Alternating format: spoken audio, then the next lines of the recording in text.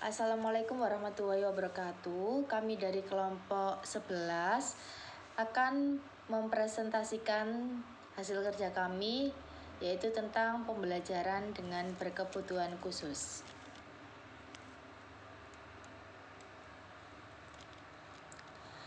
Yang pertama yaitu memahami kesulitan belajar yang dialami pembelajar atau disebut dengan disleksia.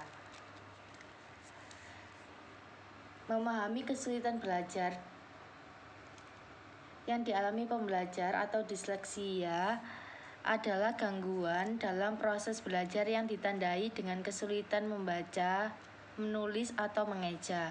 Penderita disleksia akan kesulitan dalam mengidentifikasi kata-kata yang diucapkan dan mengubahnya menjadi huruf atau kalimat.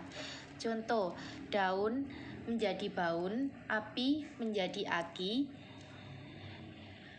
Pada balita, gejala dapat sulit dikenali, tetapi setelah anak mencapai usia sekolah, gejalanya akan mulai terlihat, terutama saat anak belajar membaca.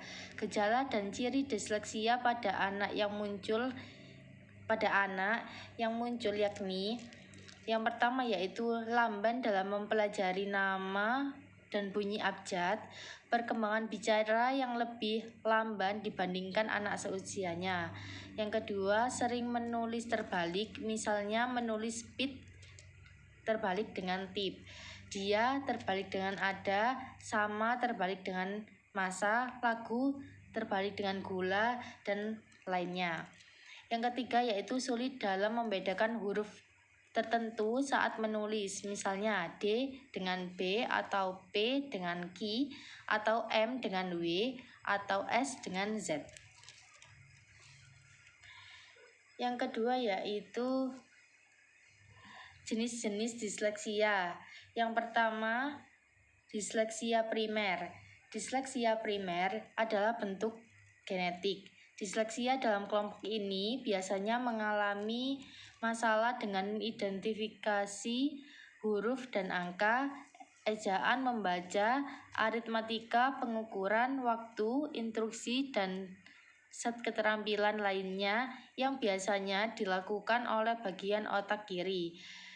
Disleksik ini adalah pemikir dominan yang menggunakan otak kanan. Yang kedua yaitu jenis disleksia perkembangan atau disleksia sekunder, yaitu disebabkan oleh masalah dengan perkembangan otak pada janin yang menyebabkan gangguan kemampuan neurologis atau otak dan syaraf dalam pengenalan kata dan ejaan. Kesulitan dan keparahan kondisi ini umumnya meningkat seiring bertambahnya usia. Yang ketiga yaitu jenis trauma disleksia. Trauma ini disebabkan oleh penyakit serius atau cedera otak. Gejala disleksia dapat berkembang karena kerusakan pada pendengaran akibat infeksi, flu, pilek, atau telinga pada anak-anak kecil. Anak tidak dapat mendengar suara dengan kata-kata atau fonem, sehingga mereka memiliki waktu yang sangat sulit dengan mengeluarkan kata-kata, mengeja, dan belajar membaca.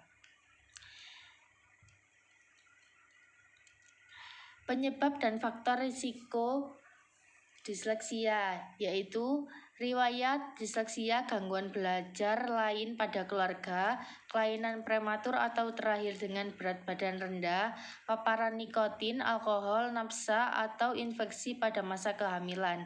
Hambatan yang dialami pada anak disleksia yaitu gangguan konsentrasi, hiperaktif, gangguan motorik, tidak seimbang.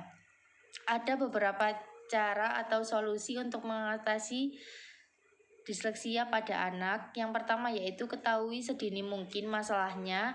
Yang kedua, bacakan dengan suara keras. Yang ketiga, bekerja sama dengan guru, sekolah, dan keluarga. Yang keempat yaitu membuat langkah-langkah untuk membantu anak. Yang kelima, cari bantuan dokter atau profesi lain.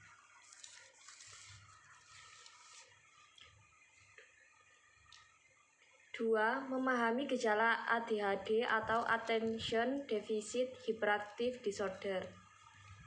ADHD atau Attention Deficit Hyperactivity disorder adalah gangguan mental yang menyebabkan anak sulit memusatkan perhatian serta memiliki perilaku impulsif dan hiperaktif. Kondisi ini dapat berdampak pada prestasi anak di sekolah.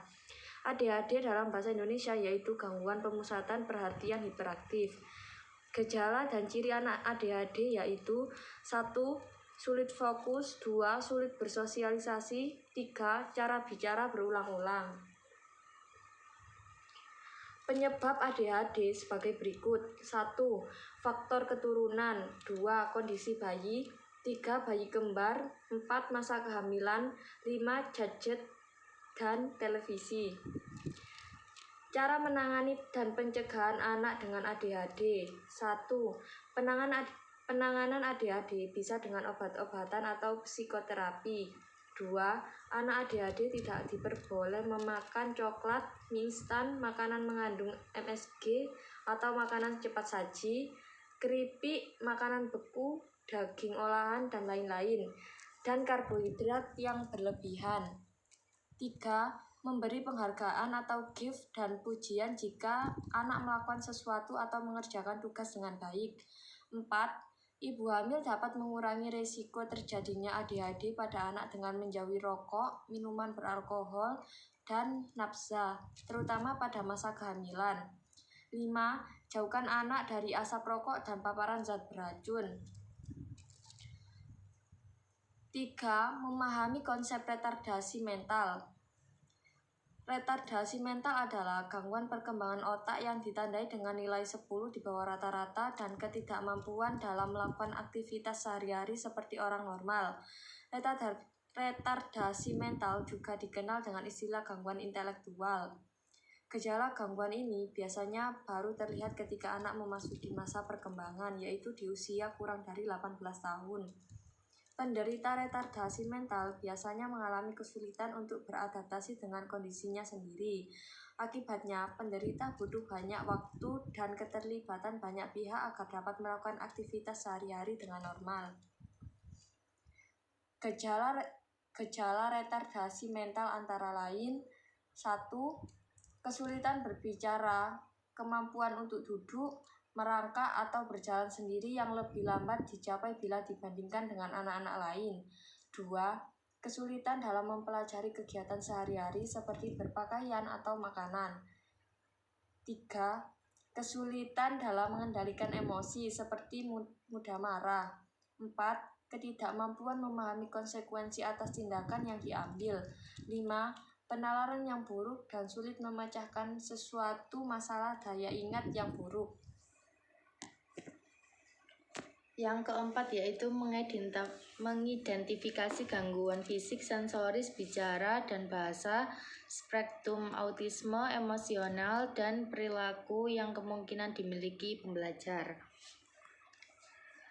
Autisme adalah gangguan fungsi otak dan saraf, serius dan kompleks yang mempengaruhi perilaku dan proses berpikir manusia. Menurut Yuwono, autis merupakan gangguan perkembangan neurobiologis yang sangat kompleks atau berat dalam kehidupan yang panjang, yang meliputi gangguan pada aspek interaksi sosial, komunikasi dan bahasa, dan perilaku, serta gangguan emosi dan persepsi sensori. Bahkan pada aspek motoriknya, gejala autistik muncul pada usia sebelum 3 tahun. Autisme menyakup segala gangguan dalam interaksi sosial, perkembangan bahasa, dan keterampilan komunikasi, baik secara verbal maupun non-verbal. Gangguan perkembangan ini umumnya dimulai pada masa anak-anak dan bertahan seumur hidup. Penyebab anak mengalami gangguan autisme yaitu sebagai berikut. Yang pertama yaitu faktor neurobiologis. Faktor ini sangat sensitif terhadap sentuhan atau seperti tidak suka dipeluk. Bila mendengar suara keras langsung menutup telinga, senang mencium-cium, menjilat mainan atau benda-benda, dan tidak sensitif terhadap rasa sakit dan aktivitas. Perilaku dan ketertarikan anak terlihat sangat terbatas. Yang kedua yaitu masalah genetik. Faktor genetik juga memegang peranan kuat. Beberapa faktor yang juga terkait adalah usia ibu saat hamil, usia saat istri hamil, serta masalah yang terjadi saat hamil dan proses kelahiran. Yang ketiga yaitu masalah selama kehamilan dan kelahiran. Penggunaan obat-obat tertentu pada ibu yang sedang mengandung juga diduga dapat menyebabkan timbulnya gangguan autisme. Yang keempat yaitu keracunan logam berat. Ini merupakan kondisi yang sering dijumpai ketika anak dalam kandungan. Keracunan logam seperti timbal, merkuri, kadmium, dan bisa juga dari lingkungan seperti polusi udara, pestisida, dan cat tembok. Yang kelima yaitu terinfeksi virus. Lahirnya anak autistik diduga dapat disebabkan oleh virus seperti rubella, toksoplasmosis, herpes, jamur, nutrisi yang buruk, pendarahan, dan keracunan makanan pada masa kehamilan yang dapat menghambat pertumbuhan sel otak yang menyebabkan fungsi otak pada bayi yang dikandung terganggu, terutama fungsi pemahaman, komunikasi, dan interaksi. Gangguan-gangguan pada autisme yang pertama yaitu komunikasi, interaksi sosial, perilaku, gangguan sensorik. Terima kasih, sekian dari kelompok kami. Apabila ada kesalahan kata, kami mohon maaf. Wassalamualaikum warahmatullahi wabarakatuh.